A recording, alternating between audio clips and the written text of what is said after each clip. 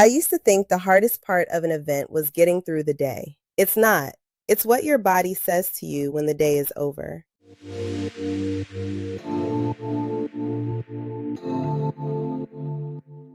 Welcome to Events Unscripted, taking you behind the scenes of a world where details matter and people count. In my last video, I shared the reality of the 85%, all that administrative work that happens before event day. If you missed that one, it's linked above. Now, let's talk about the other side, the 15%, the event day itself, and more specifically, what it does to you physically, mentally, and emotionally when this is your full-time job. Does this sound familiar? When everything is done, people are leaving, and you finally sit down for the first time all day. Your feet are throbbing, your body feels heavy. It's not just a physical tired, but a mental one as well. That tired is real, and planning any type of event and pulling it off takes a lot out of you. Now imagine that same feeling, that same soreness in your feet, but you've been on them longer, moving faster, and you didn't have the option to slow down when you needed to. Your feet are not just tired.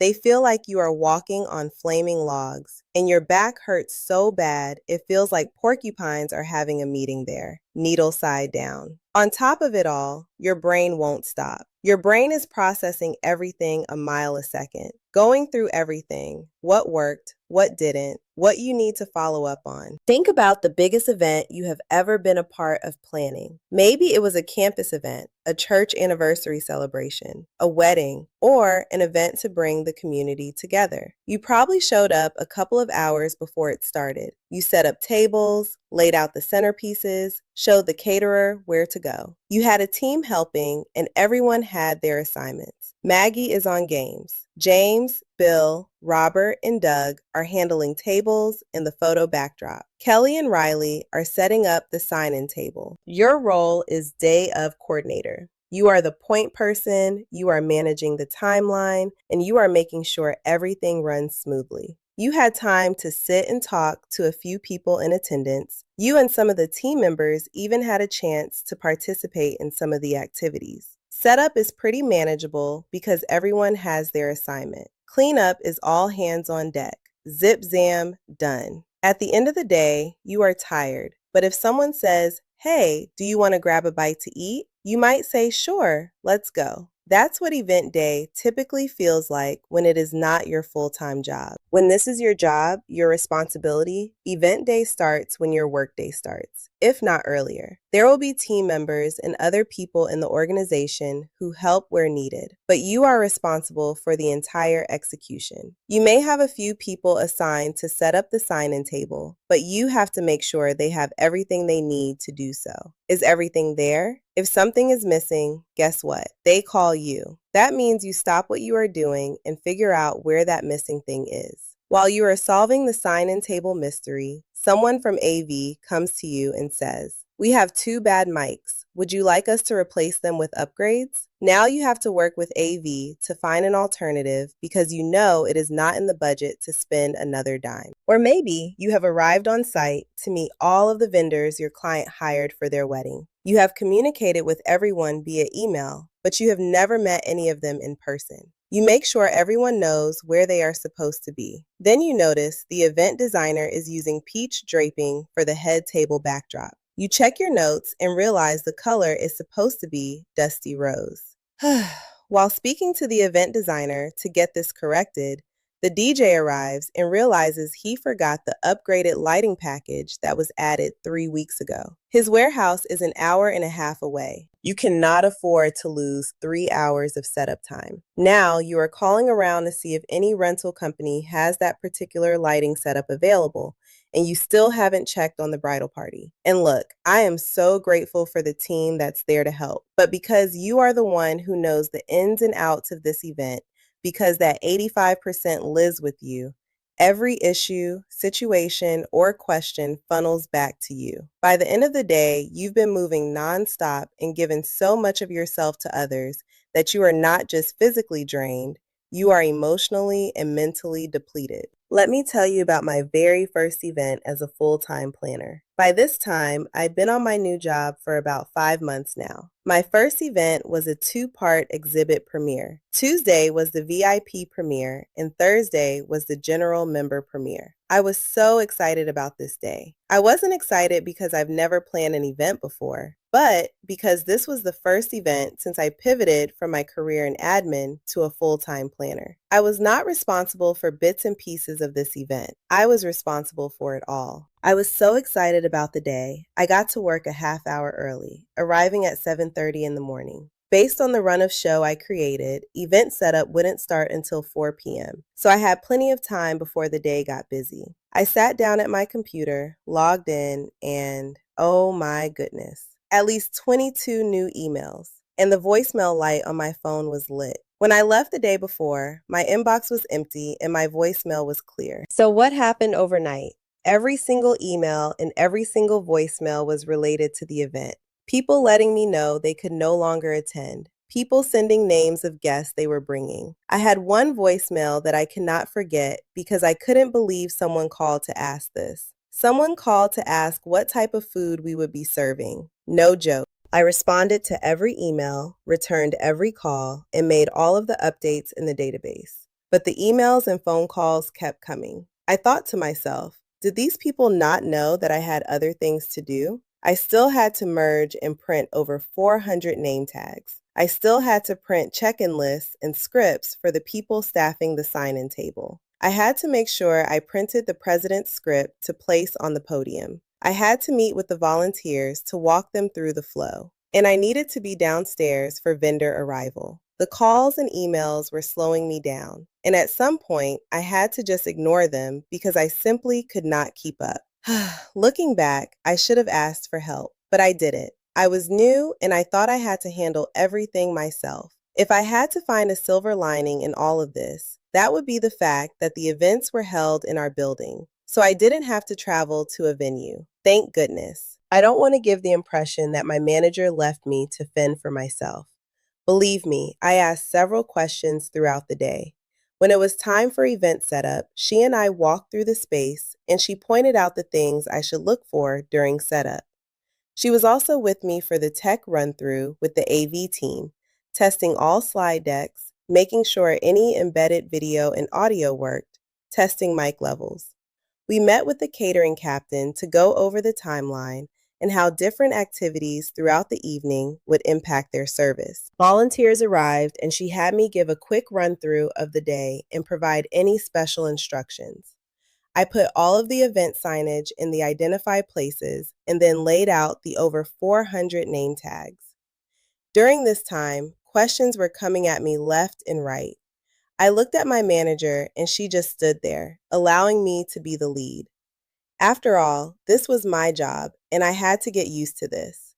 I was moving nonstop between two floors. Do you remember what time I said I got to work that morning? About 7:30 a.m. It's now after 5:30 p.m. Doors would open at 5:45. In 15 short minutes, it begins. You would think once guests arrive, it is time to rest. Nope. Doors open, guests file in, and it's loud, crowded, and hard to move around. I can't remember how many times I was up and down the steps between the two levels. Downstairs to the auditorium to check on the progress of remarks. Upstairs to give the bar and catering captain real-time updates on when guests would be headed to the buffet and bars. Answering questions from team members, volunteers, and vendors. It was nonstop. When the presentation was over, in the blink of an eye, guests had taken over the main level. I remember thinking, what do I do now? There was plenty to do. The event ran from 6 p.m. to 8:30 p.m. Do you know I seriously thought I would be done and in my car by 9 p.m.?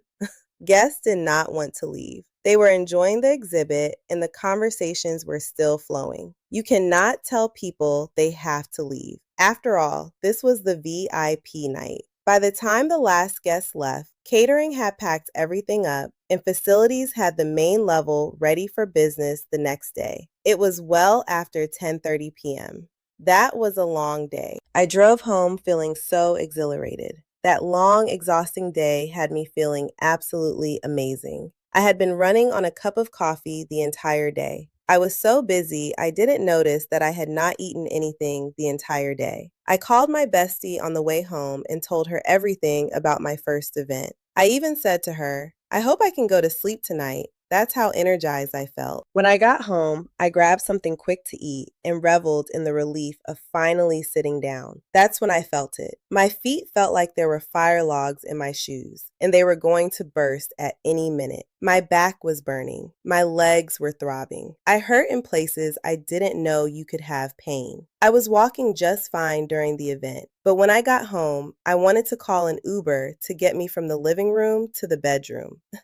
Every step I took was so painful. Finally, I made it to the bed, laid down, and was out like a light. I had no problem at all falling asleep. Here is what I think happened. I was running on pure adrenaline all day, and the moment I relaxed, I felt everything. Almost 10 years later, nothing has changed. On event day, I am still filled with adrenaline and do not feel the body pain until my head hits the pillow. In another role as an event manager, I was responsible for planning an annual multi-day meeting. The meeting was Monday through Wednesday. I got an early morning flight on Sunday and arrived on site slightly after noon. From the moment I checked into the hotel, I tossed my bags in my room and headed straight to the conference area. I had 11 boxes shipped from the home office that needed to be sorted through. In addition to sorting through the boxes, I also had to attend the pre-con meeting. That is when you sit down with the hotel's event staff assigned to your event and go through every single day, the full timeline,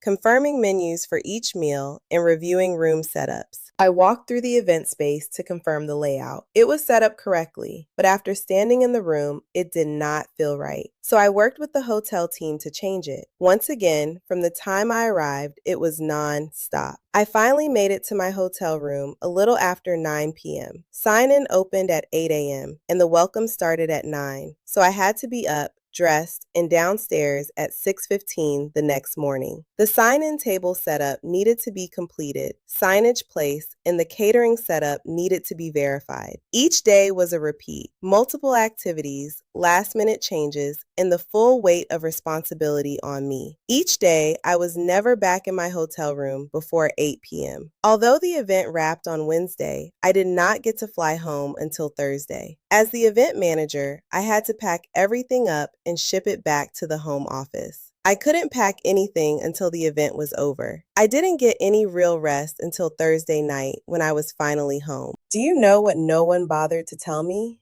That it's okay to take care of myself during the event. As a new planner for my first few events, I wore what I thought looked professional. Nice dress pants, a nice top, and high heels. By the end of the night, my feet were destroyed and I was physically uncomfortable for hours. I assumed those first events were unique and I would not always feel like that. I was wrong. Every single event ended with me feeling exactly like the first one. So I started making changes. I found professional pants made of lighter material that moved with me, and they had pockets. Pockets are more important on event day than I ever gave them credit for. I started keeping a pair of flat shoes tucked away where I could access them quickly when my feet started giving out. When I moved to a role where I was planning multi-day events at hotels, I made sure the flats were always close by, somewhere on the event level. I also learned something that took me over a year to figure out. I did not need to be seen by everyone, every second of the event. As someone new to the role and new to the organization, I was unsure about a lot of things.